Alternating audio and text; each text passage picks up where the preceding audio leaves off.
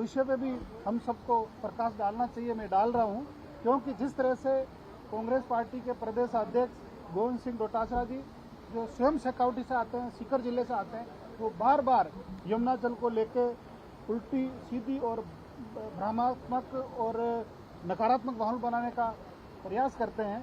तो आपके माध्यम से मैं बताना चाहता हूं कि अगर हम इसके इतिहास की बात करें तो 12 मई 1994 को हमारे प्रदेश के उस समय के वर्तमान मुख्यमंत्री परम श्रद्धेय भैरू सिंह जी द्वारा इस समझौते को आगे बढ़ाया था। उसके बाद 98 से लेकर 2003 तक कांग्रेस पार्टी की सरकार रही, 2008 से लेकर 2013 तक कांग्रेस पार्टी की सरकार रही, 2019 से लेकर 2023 तक कांग्रेस पार्टी की सरकार रही। इन कार्यकाल के अंदर इनके द्वारा कोई भी सकारात्मक और महत्वपूर्ण कदम इस परियोजना पे नहीं उठाया गया।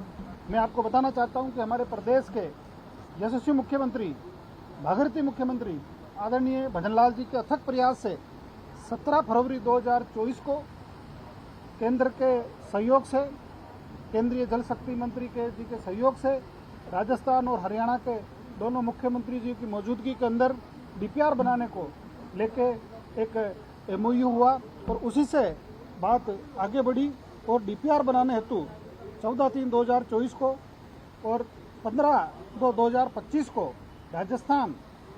राजस्थान और हरियाणा दोनों के बीच में संयुक्त टास्क फोर्स का एक महत्वपूर्ण गठन हुआ। और उसके बाद जब कोई डीपीआर बनती है तो उसके पहले एक अलाइनमेंट पे फाइनल करा जाता है। विपक्ष बार बार इसको लेके सरकार पर निशाना साधता रहा। तो मैं आपको बताते हुए खुशी और हर्ष हो रहा है कि हमारे राजस्थान के यशस्वी मुख्यमंत्री आदरणीय भजनलाल जी के अथक प्रयास से हमारे देश के यशस्वी प्रधानमंत्री आदरणीय नरेंद्र भाई मोदी जी के सहयोग और मार्गदर्शन से, हमारे केंद्रीय गृह मंत्री आदरणीय अमित शाह जी के मार्गदर्शन से और हमारे प्रदेश के यशस्वी मुख्यमंत्री आदरणीय भजनलाल जी के सहयोग से मैं धन्यवाद देना चाहता हूं हरियाणा के मुख्यमंत्री जी नायब सिंह सैनी साहब का, जिनका भी हमें सकारात्मक सहयोग रहा। और जो अलाइनमेंट की ये बात करते थे, डीपीआर बनने के लिए अलाइनमेंट एक महत्वपूर्ण घटक होता है, उसकी हरियाणा ने सैद्धांतिक सहमति दे दी, आधिकारिक सहमति दे दी। ये हमारे लिए सबके लिए बड़ा हर्ष के विषय है और मैं आप सबको इसके लिए बहुत बहुत बधाई देता हूं। और इस बड़ी परियोजना के अंदर हरियाणा सरकार का भी सकारात्मक सहयोग रहा, उनका भी मैं हृदय से आभार प्रकट करता हूं। हमारे भारत सरकार के केंद्रीय जल शक्ति मंत्री जी का भी निरंतर इसके अंदर हमारा सहयोग रहा, उसके लिए भी मैं निरंतर उनके लिए भी मैं हृदय से उनका आभार प्रकट करता हूँ।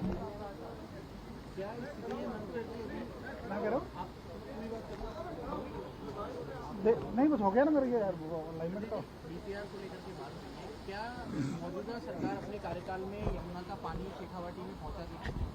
देखिए, निश्चित रूप से मैंने इसके इतिहास, वर्तमान और भविष्य पर चर्चा की मैंने बात करी। इतिहास मैंने बता दिया कि श्रद्धेय भैरू सिंह जी शेखावत जी द्वारा इस परियोजना को आगे बढ़ाने की बात हुई। पिछली सरकार ने इस पर कोई काम नहीं करा। वर्तमान के अंदर हमारी सरकार ने न केवल एमओयू किया डीपीआर बनाने का, बल्कि संयुक्त टास्क फोर्स का गठन भी किया। उससे आगे बढ़ते हुए हमारा अलाइनमेंट का जो एक फाइनल स्टेज होती है, हरियाणा सरकार ने उसको स्वीकार किया। आधिकारिक रूप से उन्होंने इसकी घोषणा करके हमें पत्र जारी कर दिया। और अब हमारी जो डीपीआर है, आने वाले समय के अंदर 1 महीने के अंदर हम अपनी डीपीआर को कंप्लीट करेंगे, क्योंकि अलाइनमेंट के साथ साथ पैरेलल रूप से हम डीपीआर का भी काम हमने चालू कर रखा था। 1 महीने के अंदर अंदर हम इस डीपीआर को कंप्लीट कर लेंगे।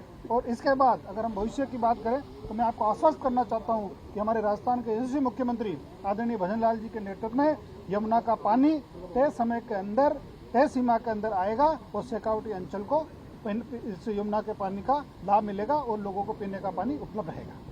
धन्यवाद।